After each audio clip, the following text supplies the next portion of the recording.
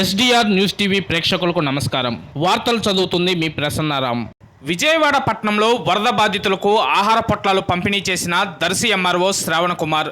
వివరాల్లోకి వెళ్తే, ఇటీవల తుఫాను కారణంగా విజయవాడ వరద బాధితులకు ప్రకాశం జిల్లా దర్శి మండల రెవెన్యూ అధికారి శ్రావణ కుమార్ ఆధ్వర్యంలో 5,000 మందికి ఆహార పొట్లాలను దర్శిపట్నం నుండి విజయవాడకు పంపించడం జరిగింది.